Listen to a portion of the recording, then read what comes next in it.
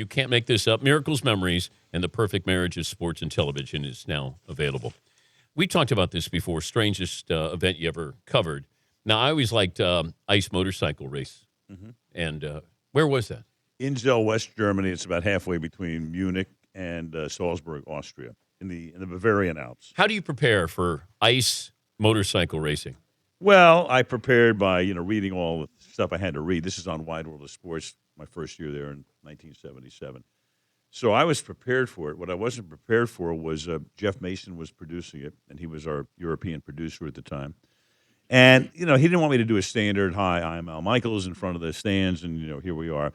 So he came up with the idea that I should actually get on one of these motorcycles with spikes coming out of the tires it's a speed skating track, quarter mile on a Saturday night. You get 15,000 crazy West Germans and Austrians who've been out in the parking lot with schnapps since about 2:00, and the event's going to start around 7:30 or 8.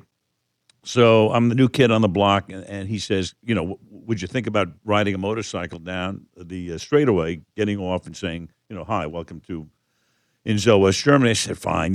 I'd never been on a motorcycle in my life. I mean, I grew up in Brooklyn, so I'd been on a Schwinn with training wheels. So now I'm going to be on a motorcycle with spikes coming out on ice on national television. Sure, I'll do it. So at that time, I'm 5'10". At that time, I'm weighing around 180. And they find leathers from a Russian rider who's about 5'6.5" and about 145. So for starters, I'm like this. And then they put his helmet on me, and they put me on the motorcycle. And I got a Czechoslovakian here and a Pole over here and an Austrian. And I got languages, 48 languages in terms of, what I'm supposed to do. I don't have a clue. I don't know whether there's a brake or a gas. I have no idea what a motorcycle is supposed to do or how it runs. So they're yelling at me this and that. And meanwhile, Jeff Mason standing there. Here's the microphone. You go, are you crazy? But, I'm game.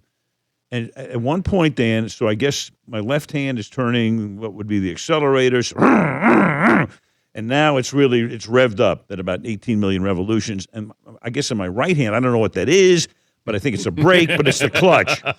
And as I start to let the clutch go out, fortunately, a Russian grabbed my hand and clasped it. So it didn't. Otherwise, I would have been joining Neil Armstrong as one of those who had set foot on the moon. That's how close I came. So we decided this is not such a good idea. So they get me off the motorcycle.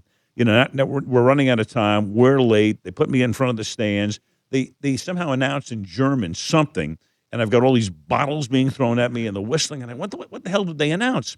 And Mason had told somebody, the PA announcer, to announce, can you just wait a few more minutes, fans, because American television just needs about 10 more minutes to do some of their work. Oh, yeah, they really wanted to hear that. So I got bottles flying at me. I almost died on the motorcycle. But here I am to tell the story. And the irony of a Russian actually helping you. Yes, think about that. And that was 2 years before Lake Placid. Otherwise, I am on the moon. But in the I guess the real world of Al Michaels, do you believe in miracles comes up how often? A ton. Last night I'm at a book signing, and everybody, I'd say 2/3 of the people in the inscription who bought the books, they say, "Can you write? Do you believe in miracles?" And there are all kinds of pictures that show up of the end of the hockey game. A lot of them were autographed by some of the players, and I get asked a lot.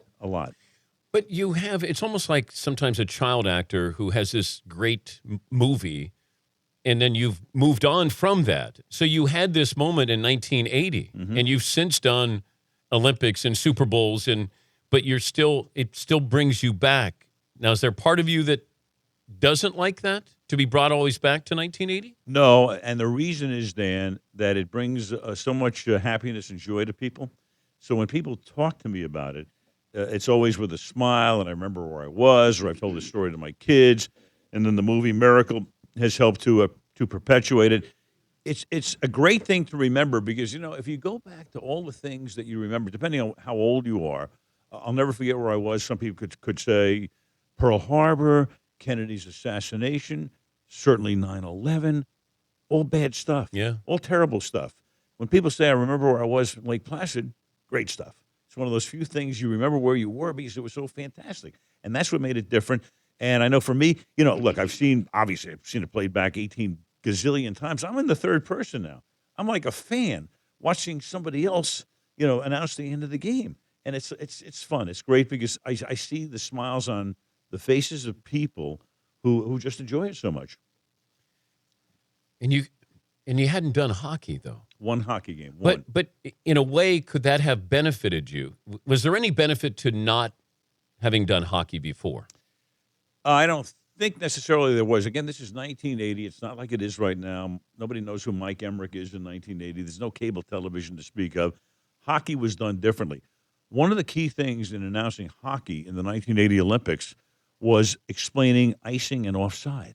I mean, that's how rudimentary it was. It's not like it is right now, where you're time and space and the way hockey is televised and analyzed right now. This was a different animal at that point. This was like, hey, folks, we know you don't know hockey, so let me take you inside the game and explain some stuff. And I worked with Ken Dryden, who had just retired the year before after a fabulous and short career as the Montreal Canadiens goalie.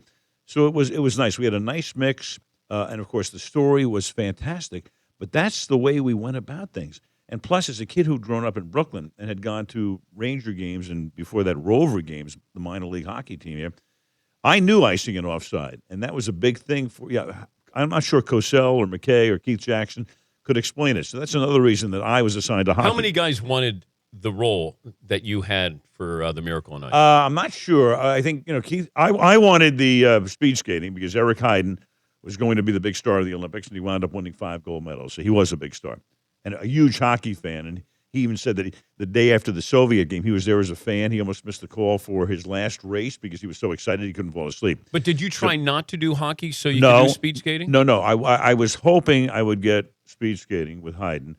I was pretty sure I wasn't going to get figure skating. That's McKay and Dick Button were doing that for years. Alpine skiing would have been pretty good. That's always a big event. But Frank Gifford and Bob Beatty and the après ski scene and Rune Arledge, buddies with them and the whole thing. So I knew they would be up on the mountain. I didn't want like biathlon, and I didn't want a lot of the cross-country skiing. So when I got hockey, I was pretty excited because, number one, I loved hockey. And number two, a good assignment at a Winter Olympics is indoors because you can dress down. So that all worked out pretty well.